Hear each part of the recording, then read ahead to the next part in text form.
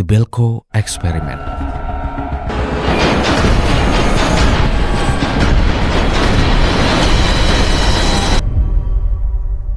Berkisah tentang 80 manusia yang dijadikan bahan eksperimen mengerikan. Mereka dikurung dalam gedung dan dipaksa untuk saling membunuh demi mempertahankan kehidupannya. Eksperimen tentang apakah ini? Terus siapa yang mengatur eksperimen ini dan apa tujuannya?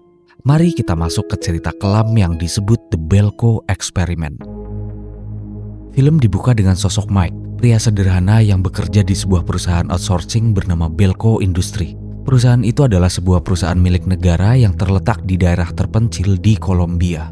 Sudah setahun Belko Industry beroperasi dan selama itu pula segalanya terlihat normal. Hari itu para pegawai termasuk Mike berangkat kerja seperti biasanya. Tapi setibanya di kantor, suasana mendadak berubah. Gedung yang biasanya tenang kini dijaga ketat oleh orang-orang berseragam militer yang melakukan pengamanan dan pengecekan satu persatu seolah ada sesuatu yang sedang terjadi.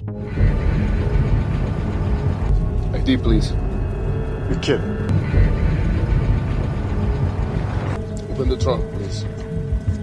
Di kantor kita dikenalkan dengan Leandra yang merupakan pacar Mike dan juga seorang CEO yang bernama Barry. Semua masih nampak normal seperti biasanya dan saat para pegawai sibuk bekerja, Mike memperhatikan ada sesuatu yang aneh di mana dia melihat tentara yang masuk ke area gudang perusahaan.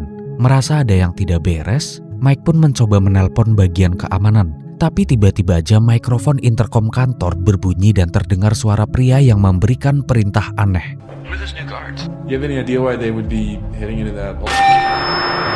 All employees, please stop and lend me your full attention. There are currently 80 of you in the building. Survival increases by following my orders. In 8 hours, most of you will be dead.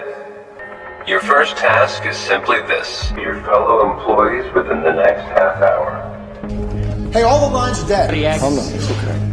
Mari kita sebut saja orang di balik mikrofon adalah sang komando. Terlihat beberapa karyawan mengira suara tadi hanyalah semacam lelucon dari kantor pusat, kecuali Mike yang merasa ada sesuatu yang akan terjadi karena banyak yang janggal hari ini. Kecurigaan Mike pun terbukti karena tak lama kemudian kepanikan pun pecah saat tiba-tiba seluruh sisi gedung tertutup oleh plat besi logam yang tebal.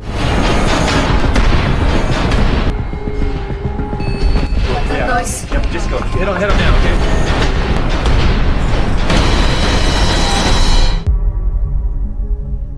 Beberapa dari mereka langsung mencoba menghubungi polisi tapi tak ada sinyal. Yang lain nekat naik ke atap gedung dan berharap bisa melihat kondisi luar atau sekedar mencari bantuan. Tapi semua itu tampak sia-sia karena gedung ini berada di tengah area terpencil yang jauh dari jangkauan siapapun. Tak lama terlihat seorang teknisi perbaikan mencoba peruntungannya dengan membobol lapisan logam dengan api las blender. Tapi hasilnya nihil dan anehnya baja itu sama sekali tak meleleh.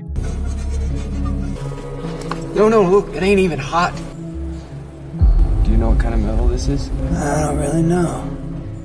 Waktu terus berjalan, namun tak seorang pun di antara mereka yang benar-benar menyadari ancaman yang ada di depan mata. Banyak dari mereka yang masih berpikir kalau itu hanyalah sebuah lelucon. Nampak semuanya masih terjebak dalam ketidakpastian, menunggu jawaban atas apa yang sebenarnya terjadi. Namun setelah 29 menit berlalu, akhirnya semua pertanyaan pun terjawab. Sorry, what man? Look at me.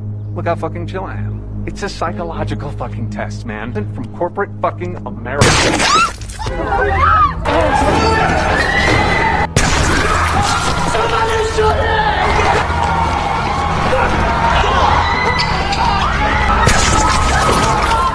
Empat tembakan melesat sebagai pertanda bahwa apa yang diucapkan oleh pria di balik mikrofon bukanlah sebuah lelucon. Barry yang penasaran dengan luka hasil tembak dan bertanya-tanya dari mana posisinya, setelah dia mengecek sendiri, ternyata itu bukanlah sebuah luka tembak, tapi merupakan sebuah benda yang tertanam di dalam kepala. Oh, look up pieces. His head exploded from the inside. The tags. When we start working here, they put tracers. Di situ Mike baru teringat bahwa semua pekerja di sana ditanami sebuah pelacak di kepala dengan alasan asuransi. Mengingat dia bekerja untuk negara, Itu adalah salah satu syarat yang harus diikuti saat pendaftaran demi keamanan. Akhirnya tanpa pikir panjang, Mike pun langsung mengambil sebuah barang dan nekat untuk mengeluarkan benda itu apapun caranya. Mike! Michael Mouch, set down the knife immediately. Explosive. Mike, please! We will give you 10 seconds to cease and desist. 8, 7, 5, 4, 2. Ternyata semua ruangan di sana telah terpasang kamera pengawas sehingga Mike mendapat peringatan dan memilih menghentikan niatnya. Terlihat kini Mike dibantu oleh salah satu karyawan untuk menjahit lukanya tanpa obat bius. Setelah itu, adegan menunjukkan beberapa orang mulai mengecek beberapa ruangan dan melepas kamera pengawas yang terpasang. Lalu di sisi lain terlihat Barry yang mencoba mendatangi si satpam untuk menanyakan di mana kunci gudang senjata api. Nampak Barry yang mencoba membujuk satpam agar kuncinya diberikan kepadanya. You have a key to that arm? I think I should run this case. You think you should run? You know I can't do that, sir. Don't worry though, I ain't gonna give him to nobody.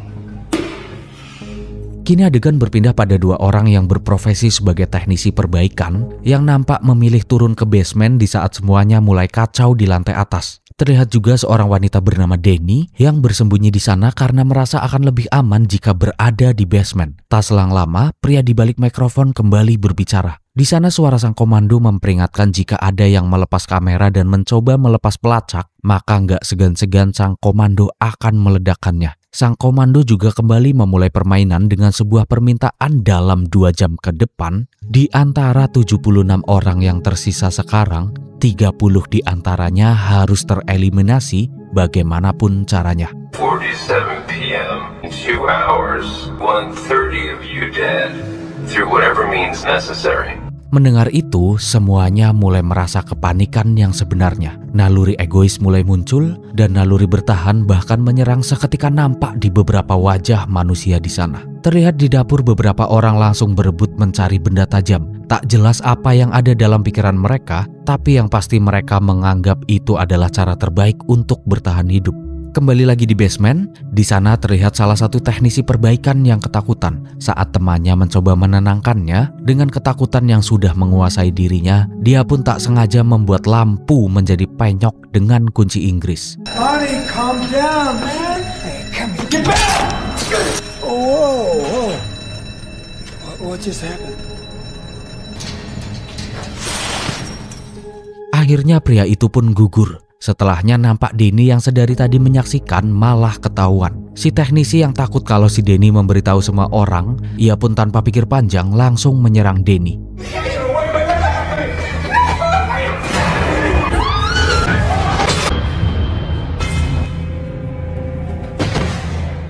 Umur emang gak ada yang tahu. Dengan ketidaksengajaan yang dipicu oleh kepanikan, kedua teknisi itu akhirnya harus tumbang dan terlihat di lantai atas situasi semakin tak terkendali.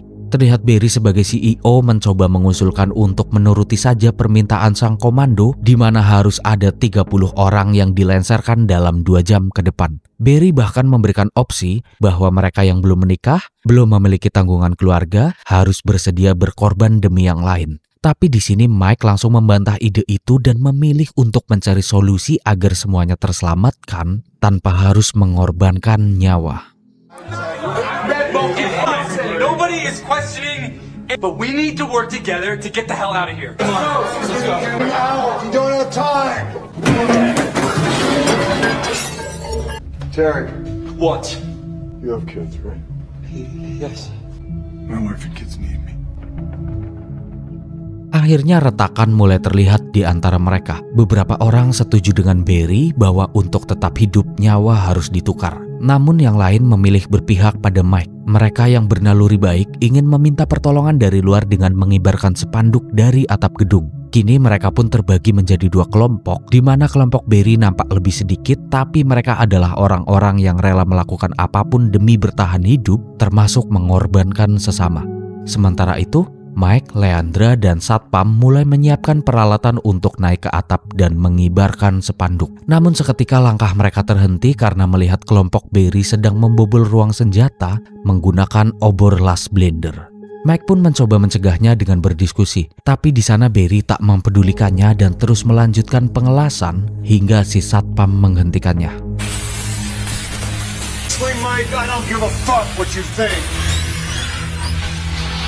Yeah, he's right. I'm gonna shove this goddamn... Get the fuck off! It's gonna be okay, man. It's okay. It's okay. It's okay.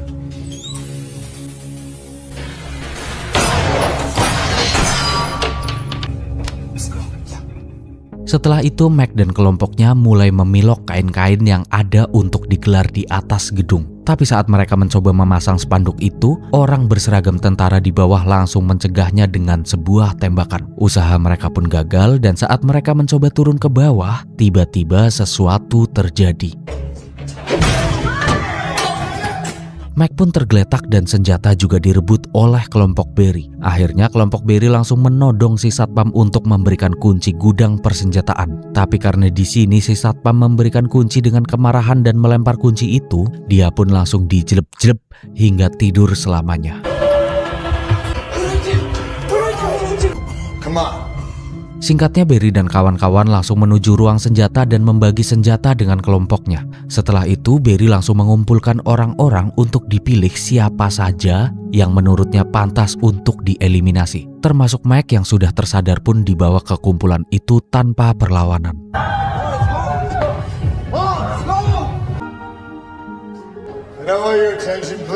Tak ada lagi teman, tak ada lagi bos dan karyawan. Barry dan kelompoknya kini mengambil alih semuanya. Mereka memberi satu perintah tegas, semua harus patuh. Bahkan jika ada yang membangkang walaupun hanya mengeluarkan satu kata, dia akan menjadi manusia terpilih di mana dia akan langsung dieliminasi tanpa nego lagi. Everybody listen up. This is the right thing, so we need order. Who says a single word, we are unfortunately going to put a bullet in your head. Now if this group will kindly go stand against the Eastwood.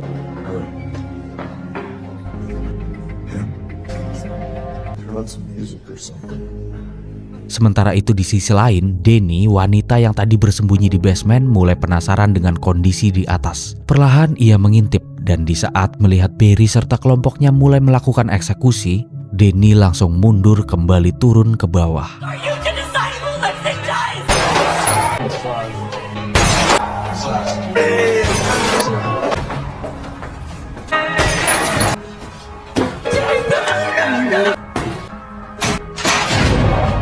Nggak cuma turun, ternyata Denny punya inisiatif buat matiin lampu sehingga membuat orang-orang mempunyai kesempatan kabur di saat gelap. Karena hal itu, keadaan pun semakin tak terkendali dan terlihat peluru melesat ke segala arah tanpa aturan, tanpa tujuan. Tak lama kemudian, sang komando memberi peringatan bahwa waktu tersisa 2 menit dan baru 29 total yang gugur.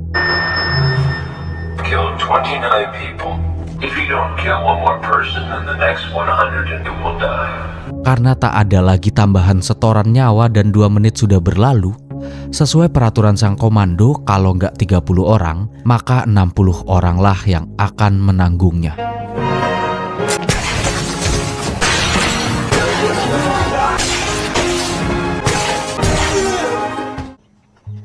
Setelah genap 60 orang dieliminasi dan hanya tersisa 16 orang, suara sang komando kembali menggema. Ia pun mengumumkan dimulainya tahap akhir dari permainan. Aturannya kini jauh lebih brutal. Siapapun di antara mereka yang berhasil mengeliminasi paling banyak peserta, dialah yang akan diizinkan keluar dengan nyawanya yang utuh. Karena peraturan itu, nampak Barry dan kelompoknya membabi buta saling berlomba untuk mengeliminasi. Tapi karena tadi mati lampu, posisinya sekarang jadi kepencar-pencar.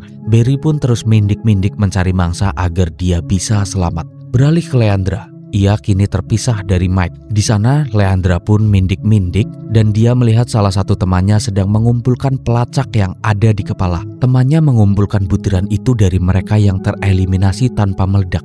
Ia punya dugaan kalau benda itu memang bisa meledak, mungkin bisa digunakan untuk menghancurkan lapisan baja yang mengelilingi gedung ini.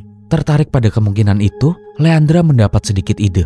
Tanpa buang waktu, ia menggunakan radio komunikasi untuk memberitahu Mike di mana posisinya berada. Namun naasnya tak hanya Mike yang mendengar. Sinyal itu juga ditangkap oleh Barry dan kelompoknya. Seketika mereka tahu di mana Leandra berada dan segera bergerak menuju ke sana. Di saat mereka sedang mengumpulkan dan menunggu Mike datang, mereka malah kedatangan orang dari kelompok Barry sehingga pertikaian pun tak terhindarkan.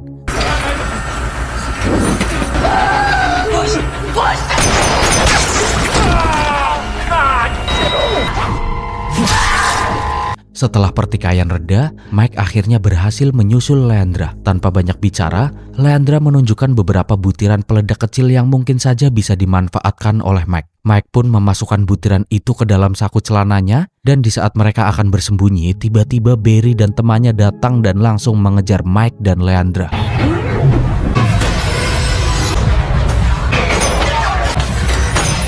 Karena Mike berhasil kabur, demi mengumpulkan poin kemenangan, Barry pun mengeliminasi semua yang dia lihat dan terus-menerus mencari Mike dan Leandra. Tapi ternyata keadaan Leandra jauh lebih buruk dari yang dibayangkan. Ia tadi sudah tertembak. Mike yang tak ingin menyerah berusaha keras membawa ke tempat aman, menarik tubuh Leandra menuju ke sebuah lemari, berharap ada kesempatan untuk menyelamatkannya. Tapi ternyata nasib berkata lain dan Leandra tak tertolong. Keep your eyes open. Hey, don't. Mike yang dipenuhi kemarahan tak bisa lagi menahan diri dan memutuskan untuk melawan Barry. You killed her!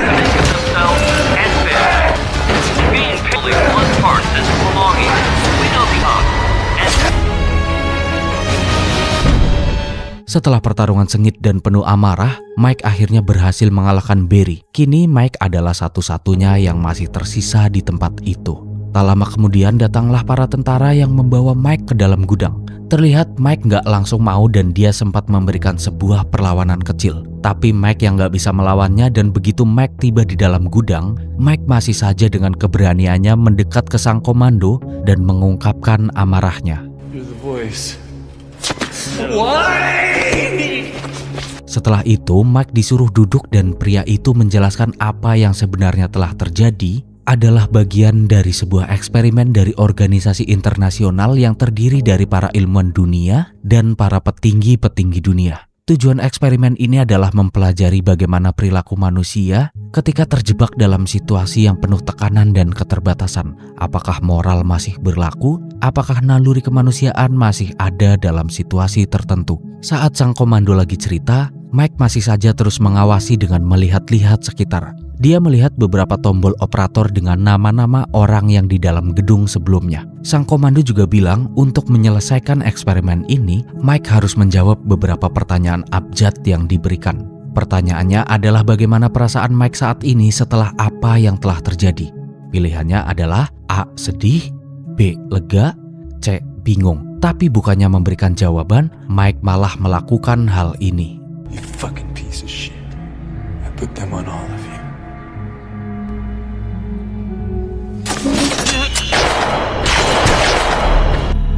Listen, please. Michael. Dan akhirnya sekelompok manusia tanpa perasaan tumbang satu persatu. Mereka adalah manusia-manusia yang menuhankan pemikiran mereka sendiri, yang menganggap bahwa pandangan mereka adalah satu-satunya kebenaran di dunia ini tanpa pertimbangan kemanusiaan. Setelah semuanya beres dan Mike berhasil mengeliminasi bahkan sampai ke panitia-panitianya juga dieliminasi oleh Mike, Mike pun keluar dari gedung itu. Terlihat gambaran jelas bahwa eksperimen itu tak hanya terjadi di satu tempat. Rupanya apa yang telah dilewati Mike hanyalah satu dari sekian banyak eksperimen yang sedang dilakukan. And stage 1, stage 2. Dengan ending yang bagong campur aduk, film pun selesai. Tentu bukan babau kalau nggak ada pesan yang berguna. Apa yang bisa kita ambil dari film ini? Mari kita cari maknanya bersama. The Belko Experiment adalah gambaran nyata tentang kerapuhan jiwa manusia ketika dihadapkan pada ambang kehancuran. Seringkali kita mendengar kisah seorang ayah mencuri roti demi mengusir lapar anaknya. Seorang ibu mengambil susu agar hidup tak terputus di leher bayinya. Begitulah moral, selalu bergantung pada keadaan. Mudah luntur, bahkan kadang mudah dilepas. Bukan karena moral yang jahat, tapi karena kadang hidup memberi pilihan yang tak bermoral. Dalam titik terendah manusia, moral hanyalah sebuah kemunafikan yang terpaksa dipertahankan untuk menyelamatkan wajah. Sekian dari saya, Mr. Babau undur diri. Buat yang masih sampai akhir, saya pengen minta tolong dong. Bukan subscribe atau bukan apalah. Mungkin kalau subscribe itu berlebihan karena video saya juga nggak bagus-bagus amat. Tapi kalau kamu puas dan suka sama video saya atau cara pembawaan saya, ya nggak apa-apa subscribe. Tapi yang penting kalau kamu berkenan untuk berinteraksi di komentar, tolong tulisin sesuatu di komentar ya, biar. Makasih ya, dan assalamualaikum warahmatullahi wabarakatuh.